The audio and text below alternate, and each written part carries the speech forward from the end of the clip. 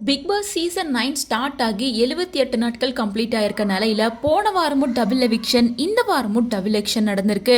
முன்னாடி ஆதிரை எவிக்ட் ஆகி வெளியே போயிருந்த நிலையில ஆதிரியா தொடர்ந்து இப்போ எஃப்ஜேஓ வெளியே போயிருக்காரு. ரெண்டு பேரும் ஜோடியா வெளியே போயிட்டாங்க அப்படின்னு சொல்லிட்டு எஃப்ஜேவோட எவிக்ஷன் தான் இப்போ சோஷியல் மீடியாவில் பேசு பொருளாக மாறி இருக்கு. அதாவது ஆதிரை வந்து வயல் கார்டு என்ட்ரியாக தான் திரும்ப உள்ள என்ட்ரி வந்திருந்தாங்க.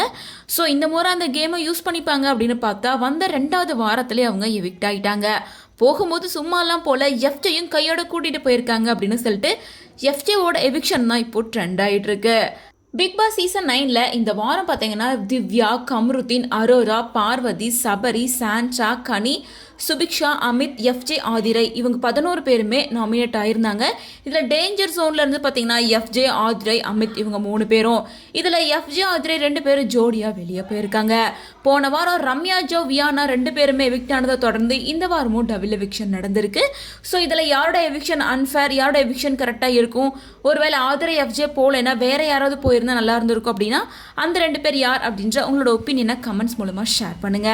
அது மட்டும் இல்லாமல் இந்த வாரம் நடந்து முடிஞ்ச டாஸ்க்ல வின் பண்ண அணியிலிருந்து ஒரு குடும்பம் வந்து 24 மணி நேரம் ஸ்டே பண்ணும் அப்படின்னு சொல்லியிருந்த நிலையில கனியோட குடும்பம் ஸ்டே பண்ணும் அப்படின்னு சொல்லிட்டு வராங்க.